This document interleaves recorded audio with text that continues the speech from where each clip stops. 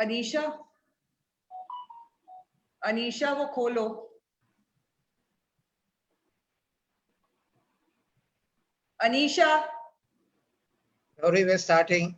Okay.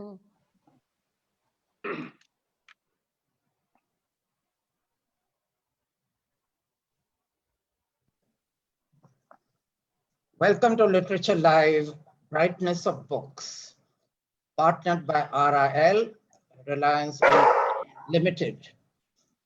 In this series, we bring you new books and their authors in the hope that the brightness of books will lighten the all-enveloping gloom around us. Today's book, in fact, came about because of the lockdown. As writers took pen to paper, or more appropriately, their thoughts to laptops, and wrote essays and stories. The book is called The Phoenix Rises, Lockdown Chronicles, and has been put together by author and former diplomat Amit Dasgupta. Joining him on the panel are Anita Anand, writer, painter, policy analyst, and Sumit Mullick, writer and civil servant, former Chief Secretary, Government of Maharashtra, currently Chief Information Officer. Chairing the session is Gauri Sinh, writer and former editor, Bombay Times. Don't forget that there's a Q&A at the end of the session, so do send in your questions. Now, Gauri, I'm going to hand this over to you, all yours. Thank you, Amit. Amit, Sumit, Anita, it is my absolute pleasure to conduct this session in such distinguished company. Welcome to all our viewers as well. Good afternoon. The pandemic and the resulting lockdown, we're all in it together, without exception, globally. In the words of John Donne, every man is a piece of the continent, a part of the main. Paradoxically, the pandemic is known to be the great leveler. But from all that chaos sprang creativity, immense creativity. One such, The Phoenix Rises, Lockdown Chronicles, edited by Amit Dasgupta. To me, this book was about experiences and imagination, but the person to best describe it would be Amit. I'm going to address this first question to you, Amit, but as part of a larger question, group, shall I say, and then you answer everything together. When we were discussing the book, you had mentioned that the timeline to bring it out was 6 weeks. And 6 weeks, as anybody in the book business would testify, is an incredibly short period of time. Take us through its journey from inception, which is the idea, to actual physical conception. And as a corollary to that question, tell us how easy or difficult it was to get the writers, not all of them are authors, as you had told me, to give you all the contributions in such a short span of time. Thanks so much, Gauri, and thank you for that absolutely wonderful introduction. And it's a great pleasure to be here discussing with you and with two wonderful contributors to the volume as co-panelists, Anita and Sumit. As you know, somewhere, let's go back a little bit in time. Right. Historically, globally, we knew that there was a little bit of a problem that was coming to the surface somewhere around the end of December 2019. Rumors were already afloat that there was a virus, that something had gone wrong in Wuhan. And then we know that by the 12th of January, there were confirmed cases that the government in China informed the WHO about. We know the manner in which it started galloping. I work in the area of international education, and by February of this year, students were returning back home. By early March, WHO declared a pandemic, And by the end of March, the government of India introduced lockdown. Now, initially, Absolutely. what happened was that you and me and many of us found this as a great novelty. You know, it's like your Saturdays and Sundays were spread over 7 days. And, it was holiday, it was picnic at home.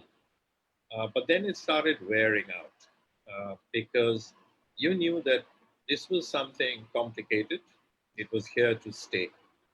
And I think the foremost worry that bothered people was uncertainty. And as you know, uncertainty leads to chaos and panic.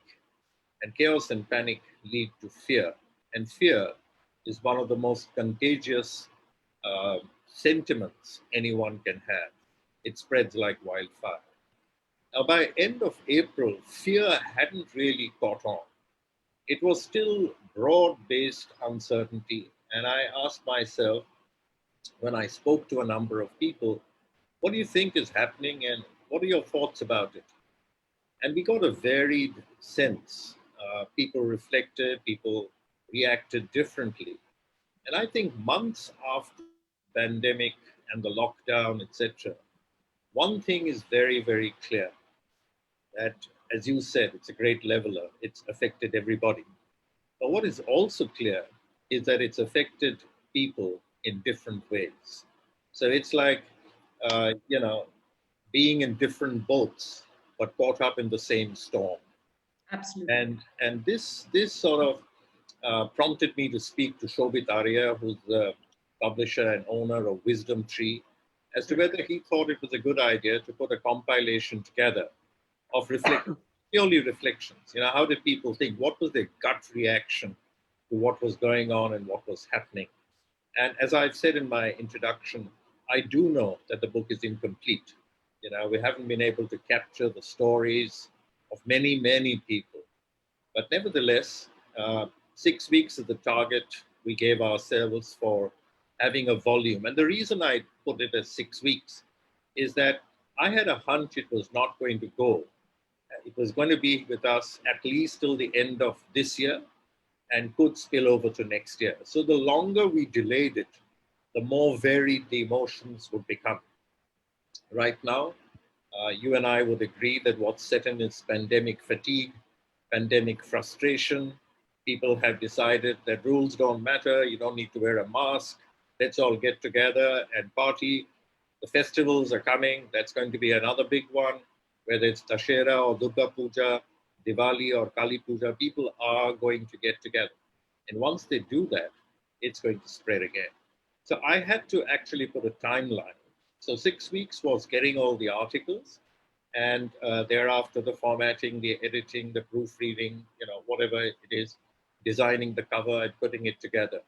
And I must confess that Wisdom Tree did a fantastic job. And so we had the book out, and I've been told by many that it's a collector's item. I've been told by many others that it's the first book that really came out at that time, which has a compilation of this nature. So yeah, I'm really proud, really happy, really Also, delighted. can I interrupt you? The main, the thing is that it's not just authors. Your book spans a gamut from school teachers, doctors, first-time writers, to literary, authors who actually do work for a living, write for a living. Uh, how difficult was that to bring everybody together? Well, it was difficult and it was easy at the same time. I did reach out to a number of my friends, and my friends were spanning all kinds of professions. But then Jag Suraya wrote an incredible piece, his opinion column in Times of India, and friends started connecting me with more friends, and it suddenly started growing. There is a regret I have. I mean, I was connected with a young person who's a dancer and who was tested positive for COVID. Then she recovered, and I wanted to capture her story. Right.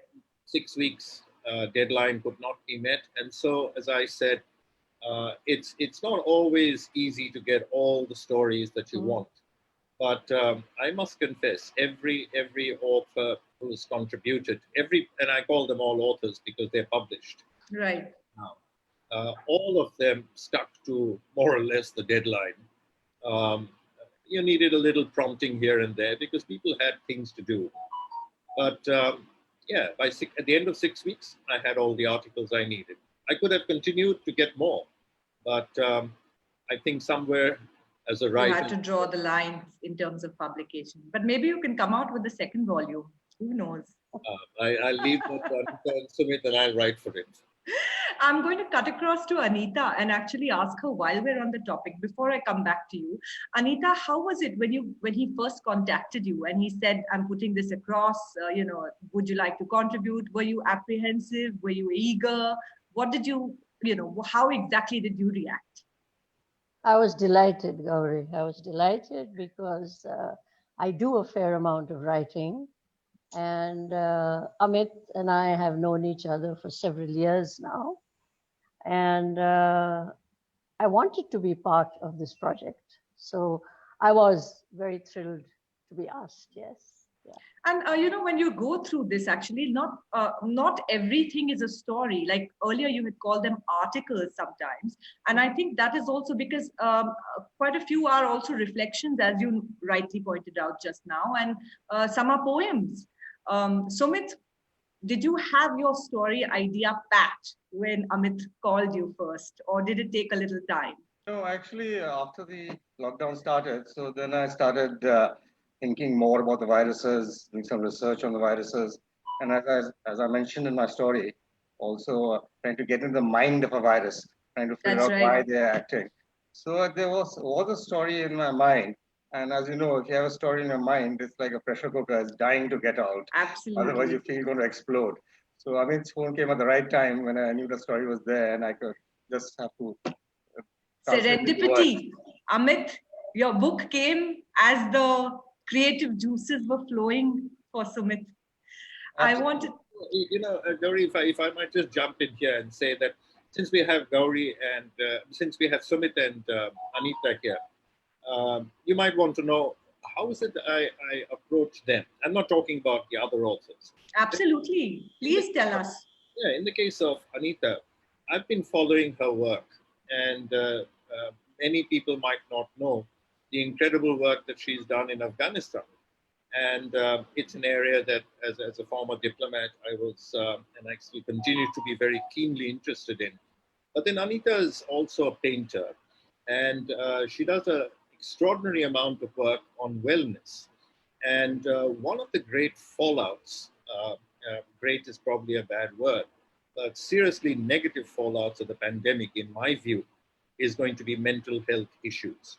Absolutely. That someone like Anita would do an extraordinary contribution to the book. In the case of Sumit, I knew that he had just finished writing his next book, and he was doing the finishing touches. And quite frankly, it was just the right time to go across to him and ask him to write. I've read his writings, and it is refreshingly different. And so I didn't want a book with about 40 plus reflections, which were all the same thing. What a bore is this pandemic, and what's going on. I needed differences. So you have Bunny Suraya's article, which is on learning Italian. It's got nothing to do with the virus.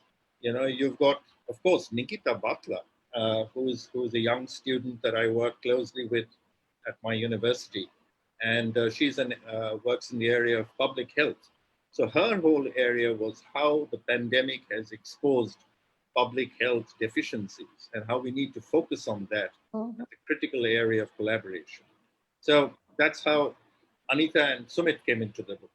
And I think we all want to know, the whole process of how it came about, and especially since two of the authors are here.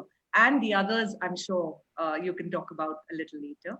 I also wanted, before I move to Sumit and his, as you said, he writes differently, and we're going to go into that shortly. But just before I move to Sumit, I actually want to read out the dedication that you have on the front page. And it says, dedicated to survival and the unbreakable human spirit. And then there's a quote, there's a crack in everything, and that's how the light gets in. And it's by Leonard Cohen. So I just want to, on the behalf of all Cohen fans here, want to know the origin of that quote. How did that manage to find its way into your dedication? Are you a Cohen fan? Oh, absolutely. I mean, die-hard Cohen fan. And I guess at my generation, at the time when we were growing up, and Cohen was still young and singing, and Suzanne and Marianne and Bird on a Wire, all of that was the dark thoughts, so to speak. They were all part of our growing up. But maybe on another day, I'll tell you how I caught up and met with Cohen when I was a student. Sure. We sat That's going to be some story. Do you want to share it here or later? I mean, I'll completely deviate from. I know. But that I'm going to look forward to that at some point, for sure. For sure. This book itself, actually, you were describing it as light and dark. It's like almost like a chiaroscuro, as Mr. Suraya put it so vividly, because it captures the gamut. And I'm going to go over to Sumit now and talk about his story. Sumit, you describe yourself as a captive in your story. I wanted to ask you several questions, but I'm going to, go into the first one right now. I'm saying that, when you say you're a captive, you're personifying the virus. And you go into the theory of Gaia. Now, Gaia as a theory has been used, or as a motive, really more than a theory, has been used by several authors over time immemorial. I mean, I was discussing with you how I myself have used it in Garud Prophecies, one of my books 5 years ago before the pandemic. But what I want to know from you is, apart from your story, the situation we are in now, do you think we are living Gaia? And before you elaborate on that, if I could please request you to, because not all our audiences, the net is very inclusive and all our audiences are not literary minded. So if you could define or explain Gaia before you get into that. Sure, I'd like to do that. Gaia is the Greek goddess of the earth. It was basically propagated, this Gaia hypothesis theory was propagated by a Britisher called James Lovelock. Incidentally, he's 101 and doing well. Wow. He's 101. In the lockdown, still? Yeah. Wow. Obviously, the viruses are fond of him. So it's not, since he's come out with the Gaia hypothesis, the viruses seem to have left him alone. Right. So then he propagated this theory. And he said that he's wondering what name to give to this theory. I'll come to the theory in a little while. Okay. He's wondering what name to give to it. He had a neighbor called... Can I interrupt you just 1 second? The name of your story is Sympathy for the Devil, just so that the others know that... So then he decided on the name. He had a neighbor called William Golding. William Golding, he won the Nobel Prize for Literature, and he's well known for his book, Lord of the Flies. So then William Golding right. that this is a very good theory, it's a very scientific theory, but don't give it a scientific name. Give it a name which people can immediately relate to. So then he thought of Gaia, the goddess of the earth. So basically the theory is that the earth is a living organism. It's a living body, and it's made up of a very complex web of life. And this web of life interacts with the inorganic aspects of the earth. And it creates a whole ecosystem which is self-sustaining, but at the same time very fragile. Absolutely. So the analogy is that it's like your body, my body, anybody's body, any living creature's body. Bodies are also very complex. They're made up of various molecules, various minerals, various chemicals, and made up a lot of microorganisms also. You've got trillions of various bacteria and viruses and amoebas and all kinds of things inside you. So analogy is very apt. Just like we are a living, let's say, complex organism, the earth is also a complex organism. So to extend that theory, I'm not sure whether James Lovelock himself talked about it, but others have, and I have certainly in my story, is that every organism requires defense mechanisms in order to survive. So then in case there's some disease So there you got to have the antibodies. So in this case, if you extend the Gaia hypothesis, if you extend the stretched analogy a bit, so the Earth is a living organism, and we are the disease. Humans are the disease, and the viruses are the antibodies to protect the Earth. And if you go back in time, if you see that the Earth is about 4.5 billion years old, and the first life forms came into the Earth just 300 million years later, just 300 million. Life came very quickly. And the first life forms were these unicellular microorganisms, the bacteria and the viruses. So I think that the true inheritors of the Earth and also the protectors of the Earth are these microorganisms. Some people think they're cockroaches. True inheritors of the earth. The cockroaches. No, the cockroaches will not survive as long as the virus. Viruses will continue to survive long after. Oh my God. But you are telling us about this, and I'm sorry if I'm giving out some part of your story, but there is, you talk about the redemptive power of love, and you talk about falling in love with your captor in your story. And when we discussed it, you brought in a comparison to the Stockholm syndrome. No, that's right. Tell us a little bit more. Was that organic, or was it something conscious that you decided? It happens. I think it's inherent in human nature that we want to surrender our freedom to become captive. Because if you become captive, then you don't have any responsibility. You no longer have to make decisions. The Stockholm syndrome was in Stockholm. There was probably, I think it was a bank robbery, and then a number of people were taken hostage, and they were kept captive for a long time. And then they started falling in love with the captors. And then after they were released, they were actually helping the captors to get released from, they went to jail. Now, it is what Anita also had mentioned, is that the virus is causing a lot of suffering. It is causing a lot of pain. I've had to surrender a lot of my freedoms because of the virus. But you said it's keeping balance. It's because of Gaia. It's kind of keeping balance. Yes, overall it's like keeping the balance. Like for instance, the dinosaurs got extinct. There's one theory. It got extinct 60 million years ago. So the one theory is, of course, the asteroid hit the Earth at that time. The second was the volcanic eruptions. But there's another theory that the viruses decided to exterminate the dinosaurs by changing their metabolism so that they can no longer manufacture heat and no longer manufacture energy, and they eventually all froze to death. And the reason for that is that the viruses have to keep a sort of balance between all the species so that no one species dominates so much as to cause the other species to become extinct. And which is essentially Gaia. Which is essentially Gaia, which is the Earth as a living organism. So then, if you think of the virus in these terms, you're thinking of an intelligent organism. You're thinking of a moral organism. You're thinking of an organism which is a referee, an organism which is neutral, and whose basic desire is that all species should have a chance to prosper, and the Earth, which supports all the species, naturally has to survive. So when you think of the virus in these terms, you automatically start admiring the virus. You start admiring the kind of morality, the power, the efficiency, the vision, the history, the legacy of the virus. So basically, you've personified the virus, you've considered it powerful enough, and you've fallen in love with it and yet it is a moral being in your story.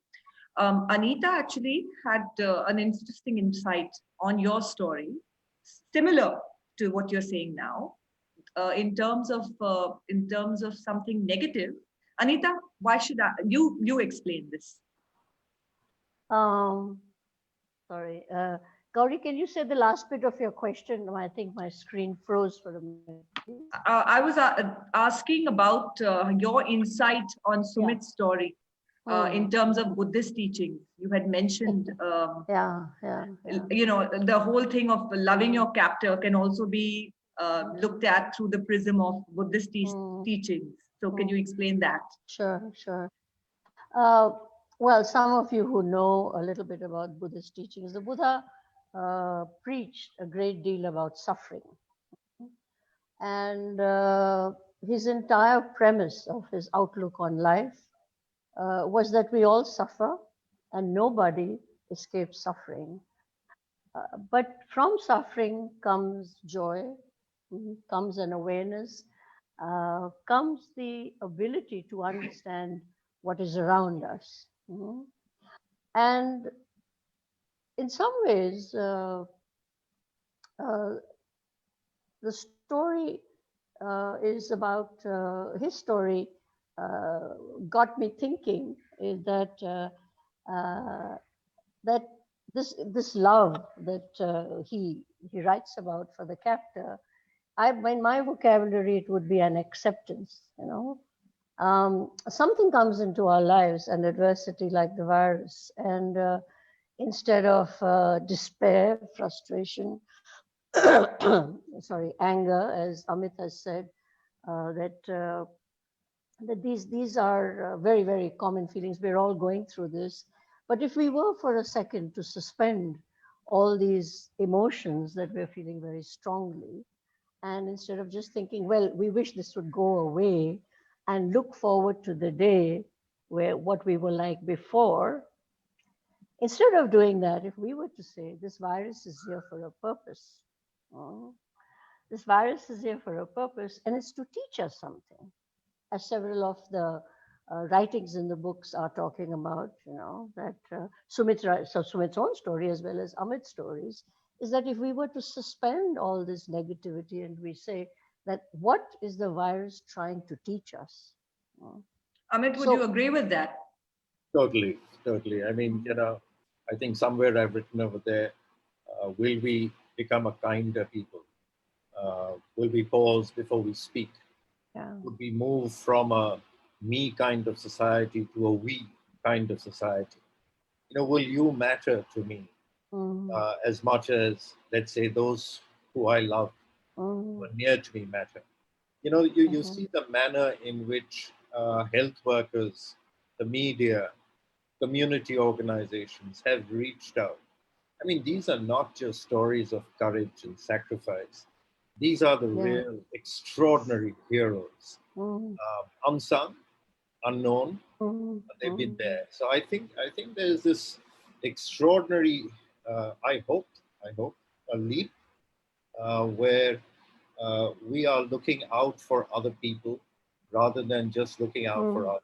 I mean, the initial days of the pandemic and lockdown, if you went into a shop, people were buying 20, 30 kilos of atta. And I remember a shopkeeper telling them, what are you going to do with this? And they said, no, we have to stock up. They said, we are open, You can come next week and take the next, because 30 kilos you can't consume in 1 week. But this hoarding mentality. But today, if you go, you'll find that there's a lot more compassion and understanding. Is this going to last? I have no idea. I do believe it does, because I think we've ended the book with a reflection which is called Love in the Time of Corona. This is what you're quoting from. That's what I wanted to, for those of you just tuning in, the quotes that Amit just discussed were from his story, Love in the Time of Corona, which I don't know if it's a doffing of hat to Gabriel Garcia Marquez's Love in the Time of Cholera, or if it's just coincidental. Well, I mean, I had just finished reading that book for the umpteenth time. And, so it's not coincidental. No, so a little gentle plagiarism, I thought, would help. Inspiration. It's actually inspiration, like the Bollywood gang says. What's a little inspiration between literary figures? Yes, that's right. I disagree with Amit on him saying that we will change after the epidemic. Do you? No, unfortunately, if you study the history of epidemics and pandemics, there have been hundreds of them right through the ages, dating back to 1000 BC. The Great European Plague, half of Europe's population was wiped out because of the bubonic plague. Nothing changed after that. Wars continued. So you do not see the post-pandemic world is changing. But I'm going to come to that. I'm going to come to that as soon as I want to cut back a bit to Anita again. And I'm going to actually ask Anita about her experiences, because in her story, she's talking about experiencing a lockdown, a mini lockdown, before the actual lockdown took place? I won't say mini, but a physical lockdown. Anita, could you expand on that? Could you tell us your feelings as to why you felt that you were in a lockdown before the actual lockdown, and what exactly happened when the actual lockdown came into place in your world? Because you described it in your story. Can you hear me? I think last few seconds. I got the first part of your question, but what's Okay. the last 30 seconds, please? You answer what you heard in terms of you describe. Okay. The lockdown. Yeah. Well, very briefly, for about 2 years, I've had 2 leg surgeries. I fell and broke my leg. So out of the 24 months, I've been in a wheelchair for a whole year, actually, 12 months. And I'd also broken my leg about 20 years ago, very similar situation. And what my Buddhist practice taught me, and of course I was a little older and wiser and able to manage and understand my emotions, what it taught me was that this is it. I'm going to be immobile for 6 months, and it's up to me to decide how I'm going to deal with the situation. And being appreciative of a very supportive environment in my family, in my staff, friends, etc., I began to look at this time as a time of great introspection, writing, reading, poetry, and painting, growing, gardening. And just as I was ready to get on my feet for about 2 or 3 months or 4 months, I was told I needed another surgery. And this was right a month before my son's wedding. And I was actually quite surprised that I did not feel as much dismay as other people felt around me. My only child was getting married, and here I was going to be in a wheelchair. But what I told myself that this is it. It's up to me to decide how I'm going to deal with this. And so there was another 6 months of immobility. Just as I got on my feet in February, the lockdown appeared in March. Oh my God. So that is why I call my story a providential experience, because in many ways, Providence had prepared me for this Corona lockdown. And I know I'm very fortunate, I'm very privileged. I have enough money to live on, I have a home, I have staff, and family and friends. But I'm hoping that through my experience and sharing my experience, I can also get all of us to reflect on how we can use this time in a way to reflect and actually come out better people. It's what Amit and Sumit are talking about. Can we become better people? Can we become a better society? And I think that process of reflection has enabled me to grow as a person during the last 2 years and before that too. I think So what you're saying, what you're saying is, you talked about going inward during your physical injuries and how it taught you mindfulness. And I think for all of us in the lockdown, everybody in that sense, I think it has some way reflected and introspected. Would you agree with that, Sumit? Well, there will be introspection, but how long will that introspection be actually translated into some action which will make us different from what we were? So that way I am pessimistic. So then that brings me, actually, we are getting the questions in right now. So I'm going to go to the last questions, taking off from what you were talking about. Solutions in a post-pandemic world, or rather than if the pandemic has not ceased, just where do we go from now? So you're saying it's not going to be too much different. I'm going to ask each of you. So I'm going to start with Amit once again. Amit, what are your views? Post-pandemic world. Let me try and phrase this in a manner that might resonate with the audience. And with all of you, when we were younger, I mean, you're probably less than half my age, but there used to be these long films, a film like Dr. Zhivago or Sound of Music, My Fair Lady, Where Eagles Dare, and these were long films. And what would happen is there somewhere in between there would be an intermission, And then you'd get up, buy your popcorn, do whatever it is, come back and settle down, and the film would resume. Now, there is a fabulous reflection in the book, which is by Anjum Katyal. And she writes that we look at life in a very linear fashion. And when we do so, we see the pandemic as an interruption. I see the pandemic as a disruption. And so imagine that you've gone and bought your popcorn, etc., and you've come back and you've settled down to watch My Fair Lady continue. And what starts off is an entirely different film. I think that's what's going to happen. You see, everyone would like the post-pandemic world to go back to what it was like, you know, the good old days, because that's the comfort you have. That's the certainty, that's the predictability. That's the world you know. So you want to go back to that. But I think the post-pandemic world is going to be dramatically different. It's not going to be a tweaking of the old world to adjust here and adjust there. Take one example. I work in the area of education, and so I'm bringing this on.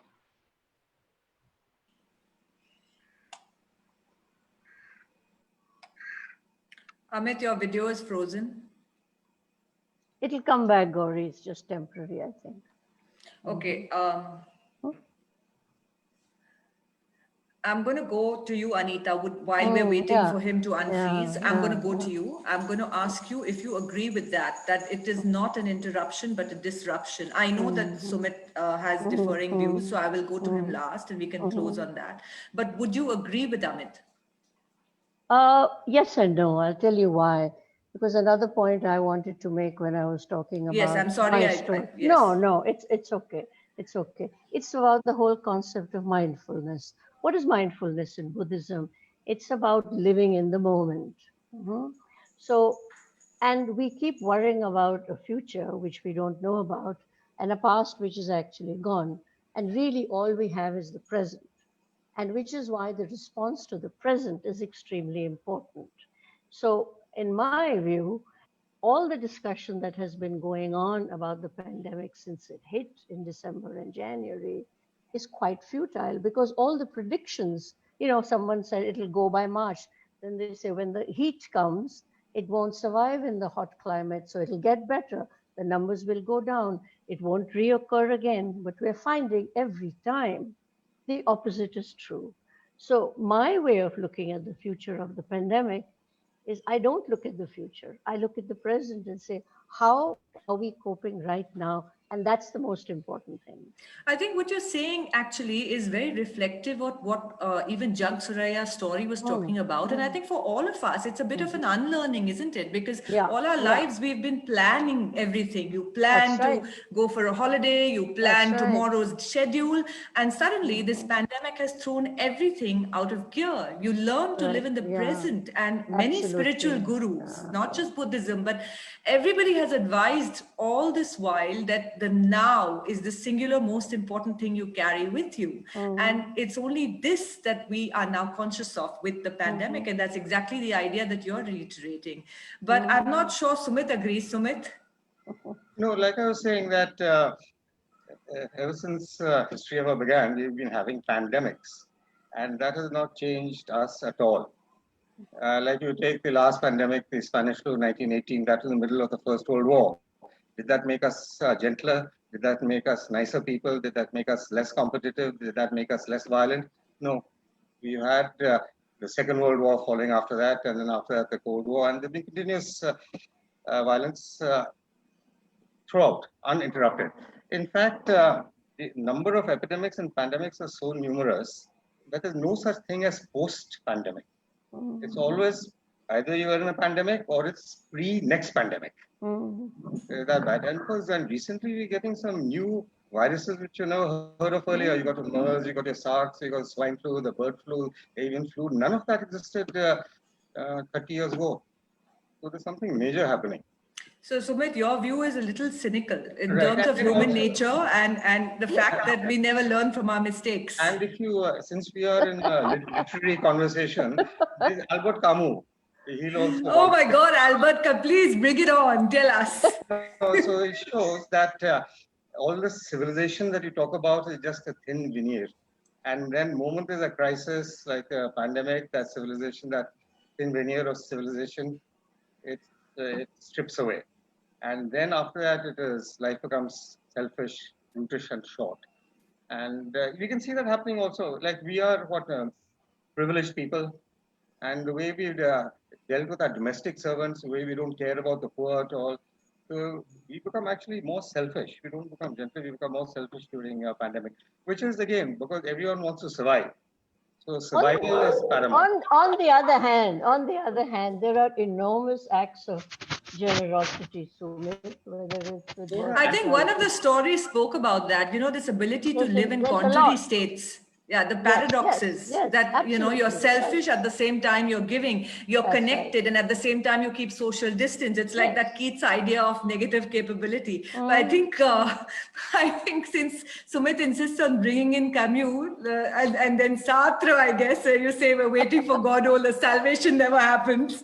But let me end this with Amit, and because he went away and now he's back again. So Amit, we're going to finish off with you, and then I'm going to go into questions because I think we're 10 minutes out. So tell us your view of this post-pandemic. You got cut off. Yeah, so firstly, I wanted to apologize. There was a power outage, and it came at a very telling time because I was going to tell you how in international education we've made the sudden leap into online education. Something that we knew existed, but in a very short span of time, we've actually embraced it because there's no other alternative. And the power outage came at a good time because it sort of exposed the fact that online education depends on electricity power, it depends on an Absolutely. internet connectivity, and all of this is very critical. And think about it, as parents, we didn't want our children to be spending all their time looking at the tablet and their phone. No, they are. Absolutely not. Now Yeah. we insist that they do that because that's where it all is. But let me try and let's say complete the circle and say that I agree with Sumit that human beings don't want to change because they are used to a comfort level that they get from what they're used to. At the end of the Second World War, the French said, "Je me souviens," I will remember, that we should never forget what has happened. And yet we forgot. So there is a tendency for human beings to actually go back to the normal that they know. I also embrace what Anita is saying, which is that possibly in the midst of all of this, we learn to navigate in perhaps a bigger way, thinking of a more of a we society. In the areas of education, for example, people are already looking at, in medicine, how do we find solutions to future problems? In technology, how are we in a position to be able to deal with, let's say, what will the new workplace look like? What will cities of the future look like? Yeah. Now, these are all, in my view, for want of a better word, I'm using post-pandemic. Of course, to draw on Sumit, Sartre would have said, man is condemned to continually make mistakes and to repeat the errors of the past. Absolutely. So, so that's what it is. But I am not going to give up hope, which is why it says the phoenix rises. Yes, that's your last line. That's also the title, The Phoenix Rises, last line and the title of the book. The Phoenix Rises, we shall, as far as... we should overcome. We should overcome. We should, not shall. We should overcome. Okay. On that note, I'm going to take questions now because we have basically less than 10 minutes left. This one is from Runa Sawant. With no end in sight to the pandemic, is there a volume 2 in the making? I'm going to go back to Amit only for this. There are 3 or 4 questions. I'm going to quickly go through them. So Amit, is there a volume 2 in the making since you edited this? I haven't thought of one, but I'm going to leave it to Anita and Sumit to edit volume 2, and I'll contribute to it if they ask. Well, I hope that answers the question, Runa Sawant. This question is from Gayatri Goswami. Would you say it's you, the privileged, who have the presence of mind to indulge in creative exercises like writing?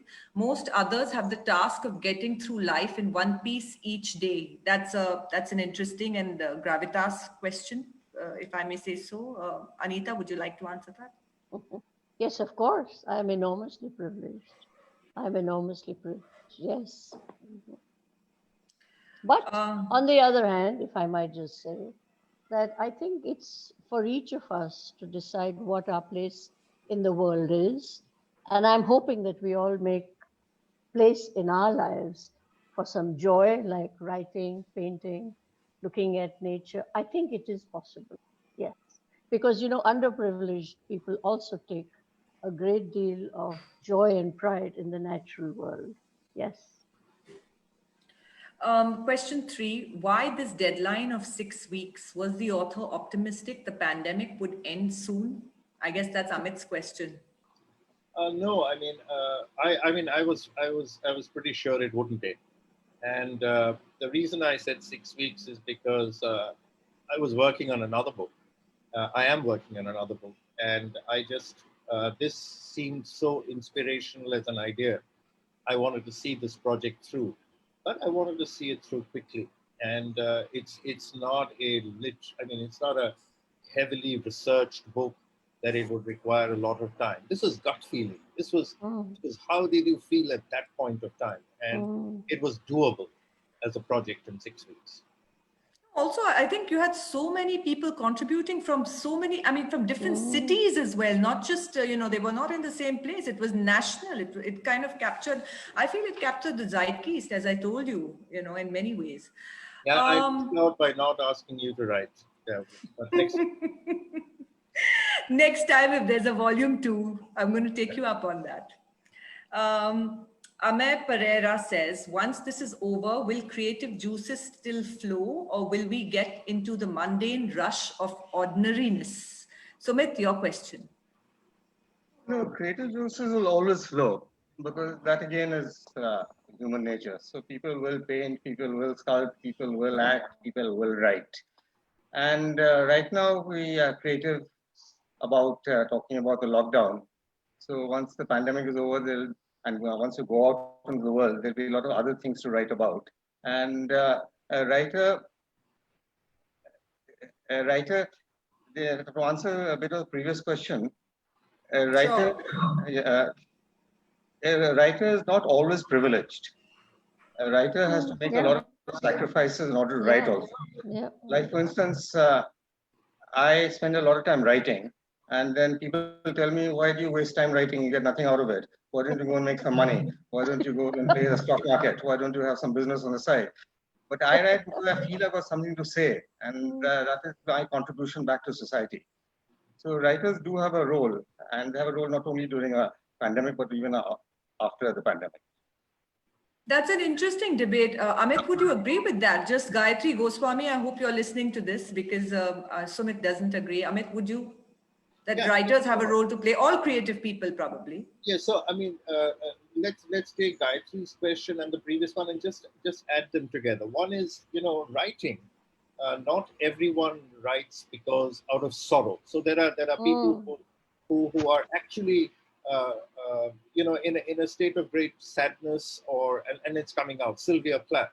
The Bell Jar of Sylvia Plath is amazing a powerful and a very amazing book that people read over and over again.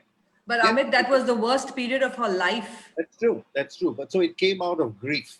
And it came out of a period of great sadness. In Virginia Woolf, you see the same thing coming out. Absolutely. But when you go to, let's say, Ernest Hemingway, and you go to Old Man and the Sea, or you go to any of his other books, Farewell to Arms, Hemingway was not unhappy and sad when he wrote those books. He was the macho conquering hero of the wars. A moment of great joy. And I think a writer looks at the situation, and the situation influences him, whether it's tragic or whether it's happy. That's right. And that's how writing takes place. That's how creativity takes place. I'm a retired civil servant. I work in the area of education, but my greatest passion is sitting down and as Anil said, it's finger to keyboard. I mean, I look at that blank screen, and it's when I type the first letter that the thoughts then come out. Now, whether someone's going to read it, do I write for someone to read? I don't know. I think I write because I feel I have something to say. Yeah, It very gives- true. I think most writers write because they feel they have something to say, whether or not it's really productive in terms of earnings or otherwise.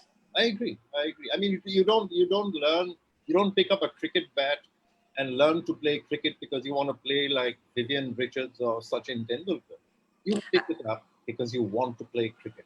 And I think your point is to answer Gayatri is that writers have a vital role in society. I hope That's so. what you're trying to say. Yeah. All creative people, possibly.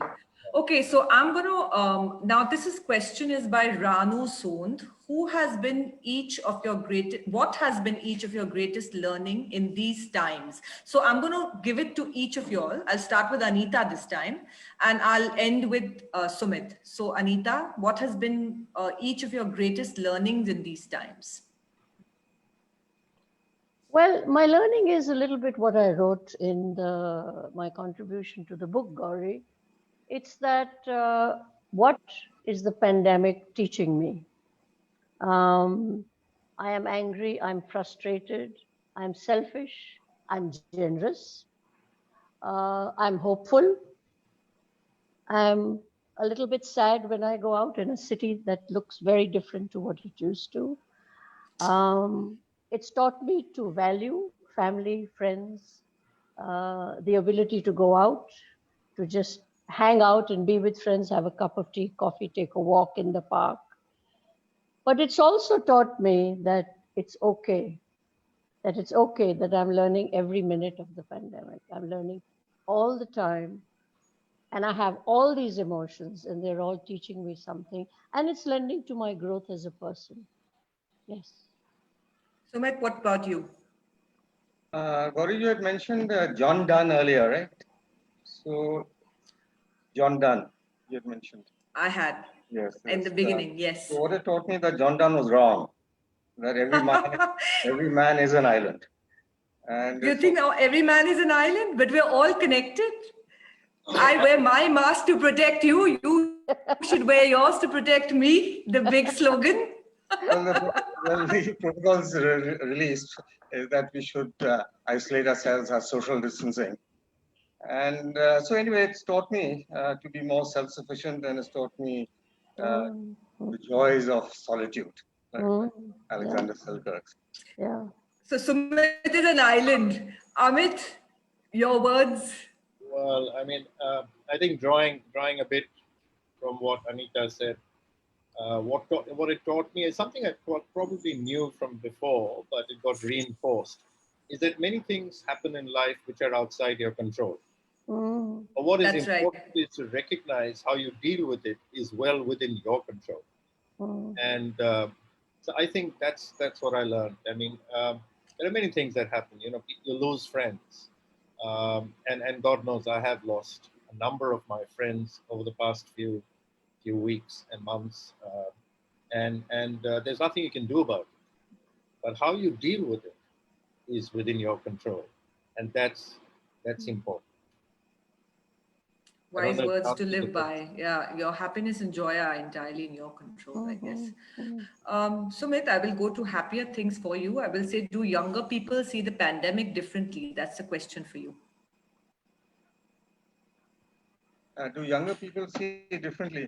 Well, they were under the assumption that basically the virus is trying to cull the elderly. And so it's only those who are above a certain age, they have to worry about it. Whereas But that's not true, is it? That's not true anymore also, because this virus is a very naughty virus. It does not seem to be following any rules. And but the youth, being youth, they always will think differently about the virus. And probably they lack certain amount of patience, then they are could be more foolhardy. So the advice to them is that take this virus very, very seriously. And since you're young, you've got a long way to go. So then you can always party later. You can always catch up with your friends later. So, but this is not the time.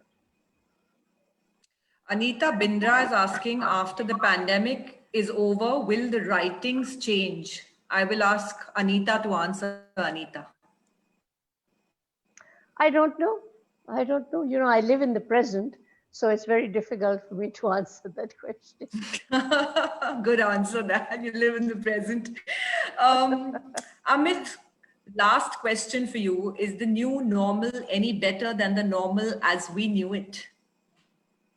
Oh, I think every By Shreya Yadav. yeah, I think as Anita just said, if you're living in the present, then there's no such thing as a new normal and an old normal. There is what is, and you deal and navigate with it. Right now, for example, it depends on the perspective that you're taking, and as I said, it affects different people in different ways.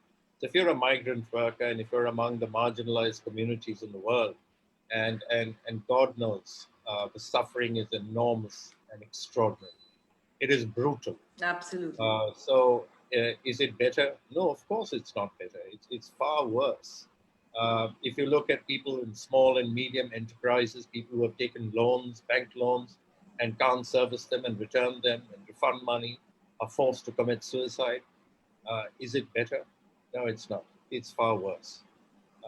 For people like us who are not really, I'm living on a pension and it comes in. And whether it reduces a little bit or not is not going to break my life. I'm not out in the street as the migrant workers were. And you and I have seen images of how much they've suffered. So I think it all depends, we're not in the same boat, but we're caught up in the same storm. It affects each one of us differently. Question is, some of us are able to navigate it and handle it, learn lessons from it. The others, there are many, many others, and most of India's poor simply don't know what they're going to do that night. Will they have a meal? So it's a sad situation to be in. On that note, I'm going to hand this over to Mr. Dharkar, Anil, who's just arrived. Thank you so much. I enjoyed being part of this conversation. Anil, over to you. Well, you haven't seen me, but I've been listening in to this wonderful discussion. And I'd like to thank all four of you. Gauri, you handle it so well, as you always do. Thank you. And Amit, thanks for putting this collection together. Anita and Sumit, thank you for your contributions. During this lockdown, I've been wondering whether at the end of it, when we do come out, which I hope will be soon, whether great literature will come out of it. By great, I mean like the bubonic plague and the Spanish flu brought out things like James Joyce's Ulysses. And Shakespeare wrote three of his greatest tragedies, Macbeth, Othello, and Antony and Cleopatra. But the amazing thing was that none of them had any reference to the pandemics they were going through. But they must have affected them in some way. So I think, as Anita was saying, perhaps this is what will happen. People will write. They will have been affected subconsciously. And they will produce works. This would have worked at the back of their mind somewhere. In a way, I'm glad, otherwise we'll get only very tragic writings, which won't be so good.